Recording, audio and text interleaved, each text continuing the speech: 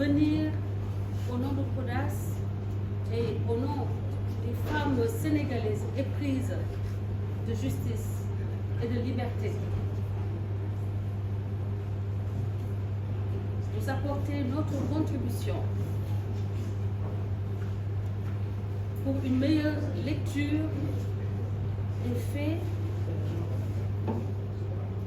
qui se sont déroulés depuis février 2021, parce qu'il y a des acteurs nouveaux qui ont fait irruption dans la scène, disons, politique sénégalaise, des personnalités étrangères qui ont été manipulées et qui ont été nourries par la force, ce que j'appellerais la force de frappe du mensonge du camp de Ousmane Sonko, parce que nous avons des échos au niveau des États-Unis. Nous avons vu des journalistes interviewer des éléments de Ousmane Sonko et rapporter des propos complètement déformés de la réalité. Donc il y a un prisme qui a été déformé des faits qui se sont déroulés au Sénégal, et ces faits-là sont transmis à l'opinion internationale de manière complètement biaisée. Et puisque nous avons la possibilité de participer au maintien de l'équilibre de notre pays légendaire, au maintien de la vérité, à la manifestation de la vérité,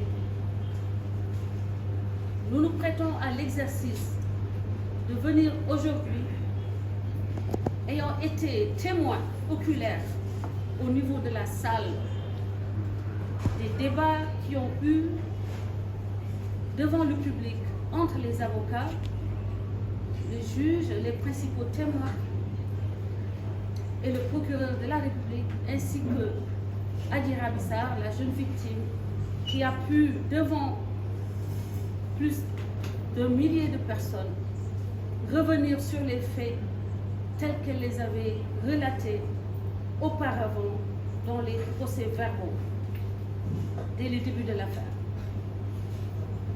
Mais permettez-moi avant cela de faire un petit résumé la genèse de cette affaire. La genèse de cette affaire naît de la grande vulnérabilité des jeunes filles issues des couches, c'est-à-dire des zones rurales, qui n'ont aucune possibilité, bien souvent, de se maintenir à l'école et qui sont obligées de migrer vers la capitale, les capitales sénégalaises régionales, plus principalement Dakar, pour monnayer leur service en tant que femmes de ménage. Et donc de cette grande vulnérabilité naît les sévices sexuels auxquels sont exposées celles qu'on appelle couramment Bindan. Ces jeunes filles, souvent oubliées par la société sénégalaise, ces jeunes filles victimes des prédateurs sexuels, comme il y en a dans toutes les sociétés.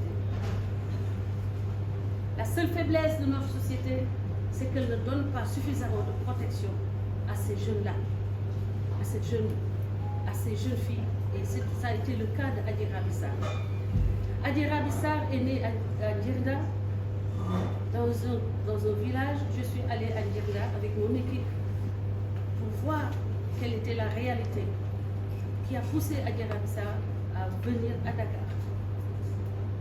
Malgré la grande dignité, malgré le grand courage de ces populations, il manque pratiquement de tout. Et quand sa maman est partie, j'aime pas trop dire est morte, a été rappelée à Dieu, Adji Raby Sarr avait en charge des petits frères et des petites sœurs sur lesquels elle avait maintenant la responsabilité de veiller, de nourrir et d'habiller. Elle est venue à Dakar.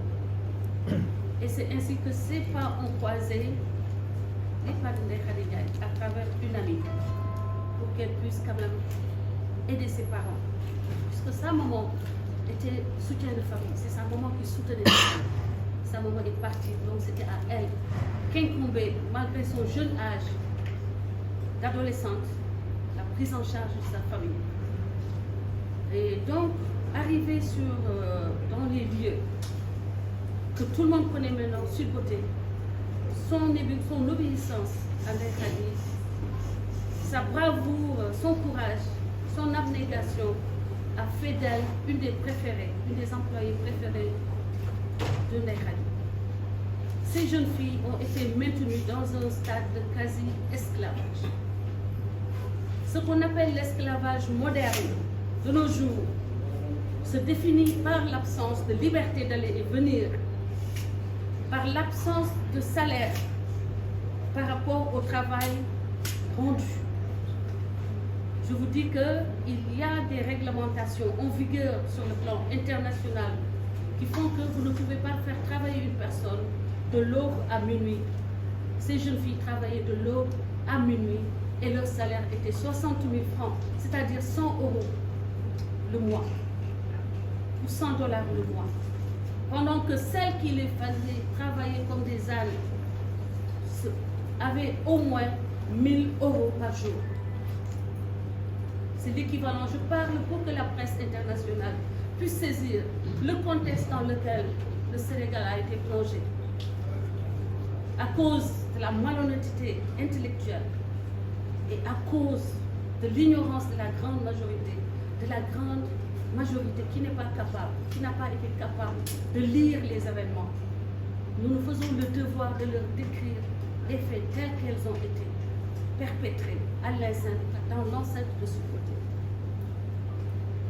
La jeune fille ayant trouvé un refuge dans Sweet Beauté parvenait quand même bon an mal an à aider ses parents, ses petits frères. Elle transparaît dans les propos de Ndeye Khady qui dit: je l'ai trouvée, elle était sale, elle est venue, elle avait faim, elle disait qu'elle avait faim. On sait qu'elle avait faim, on sait qu'elle était sale, elle n'avait pas les moyens de vivre décemment. C'est pour ça qu'elle est venue à Dakar. Malheureusement, ses pas ont rencontré les pas de deux prédateurs, Ndeye Khady Ndiaye et Ousmane Sonko. Ils ont pris cette jeune fille-là captive, ils en ont fait une esclave sexuelle.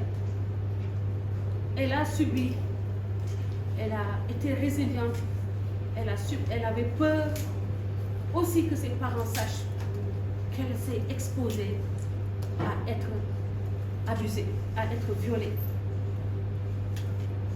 Pour cette raison-là, elle s'est tue. Elle n'a pas pu, dès le premier jour, aller chercher de l'aide, d'autant plus que son papa est à des milliers de kilomètres. Il n'a pas donc ni de parents capables de l'aider, sinon elle n'aurait jamais atterri dans ce lieu-là. Elle s'est tue, elle n'en a pas parlé,